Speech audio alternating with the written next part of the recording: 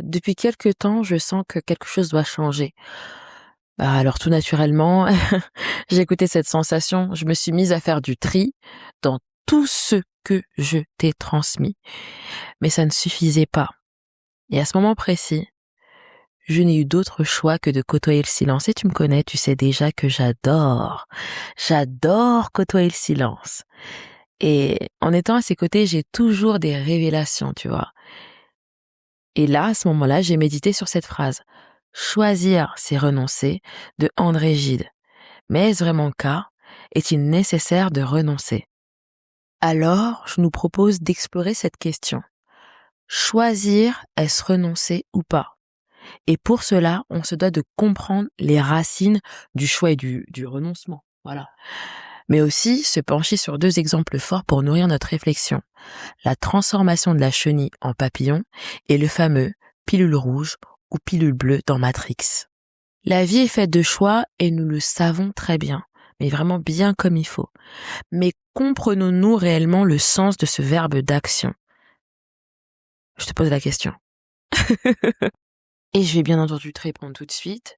D'après l'Académie française, et cela depuis le XVIe siècle, choisir signifiait apercevoir. Et apercevoir, c'est précisément saisir une sensation, une perception, un phénomène, en prendre conscience. On se demande alors pourquoi André Gide a associé le choix au renoncement. En effet, renoncer est l'acte d'abandonner, de se désister. Songeait-il à mettre en avant le poids de ce processus? On se demande bien. Et si tu me connais, tu sais déjà que j'aime aller très très loin dans mes réflexions. Donc, j'ai bien entendu eu un déclic, parce qu'au final, lorsqu'on choisit, il y a un changement inévitable qui s'opère. Et où est le changement? Et en fait, je me rends compte qu'il est associé de façon naturelle au choix et au renoncement. Tout comme le choix, il fait partie de toutes les formes de vie. Je vais te reposer la question, mais comprenons-nous réellement le sens de ce verbe d'action? À toi de me répondre, mais tu sais déjà que je vais te répondre, tu sais déjà. Ouais, moi et mes définitions. Et qu'est-ce que j'ai trouvé? Étymologiquement, changer vient du latin cambiare. Cambiare, c'est-à-dire troquer, échanger. Et en voyant cette définition, j'ai immédiatement pensé à la transformation de la chenille en papillon. Et, comme je te l'ai dit au début, à la scène marquante dans Matrix, le choix entre la pilule rouge et la pilule bleue. Tu sais, le processus de la vie d'une chenille m'a toujours marqué.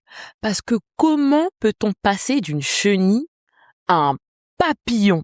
Non mais vraiment, comment on peut passer d'une chenille à un papillon? Et je vais t'expliquer bien comme il faut parce que son cycle, il est très très simple, son cycle de vie, son cycle de transformation, il est simple mais surprenant. Alors, un papillon femelle pond environ 200 à 500 œufs. Ces œufs éclosent pour laisser apparaître des chenilles. Plus elles se nourrissent, plus elles changent de forme. Alors poussée par toutes ces mues, elle se retrouve à devoir entamer la dernière, la der des der, celle pour être papillon. Et pour ce faire, elle s'enferme dans des coques rigides de toutes parts, et au cœur de cette chrysalide, la chenille est façonnée entre 7 et 14 jours. Ah ouais, quand même, hein, ouais. Et en sortant de cette nymphe, elle déploiera ses ailes pour goûter aux joies de sa vie d'adulte. Encore un autre papillon qui contribuera à la métamorphose de ses congénères. Et je te parle de métamorphose puisque la chenille se laisse porter par un mouvement instinctif.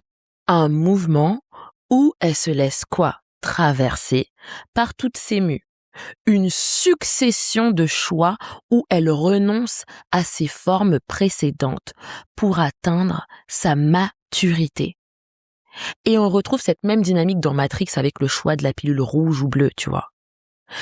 D'ailleurs, je vais pas trop te détailler puisque je ne sais pas si tu as regardé ce film. D'ailleurs, je te le conseille. Donc, on va aller à l'essentiel, toi et moi. T'inquiète même pas. Dans la scène qui nous intéresse, un homme du nom de Néo se retrouve face à un dilemme, faire le choix entre deux pilules. Un choix qui est crucial ou reculer n'est pas possible et il le sait. Cette action va incontestablement réveiller un circuit dans son être. Il ne pourra plus être le même. Et tu me connais déjà, je suis obligée de faire un lien avec la chenille, avec le papillon, mais aussi avec Néo, tu vois. Tout comme la chenille, qui sort de sa chrysalide, son choix va finaliser sa métamorphose.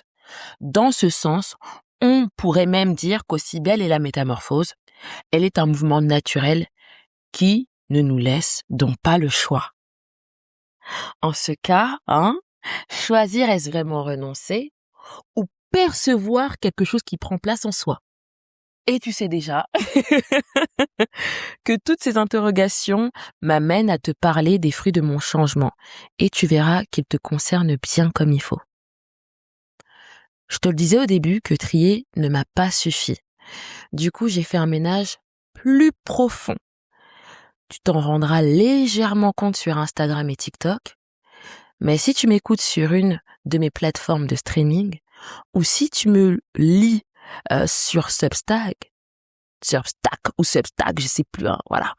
Le ménage, il a été intense, ok? Donc, je te laisse constater par toi-même. Et je pense que tu peux l'entendre dans ma voix que je suis aux anges de l'avoir fait.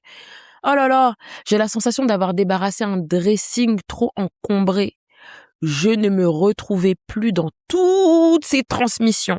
Et surtout, je voulais te guider avec plus de justesse.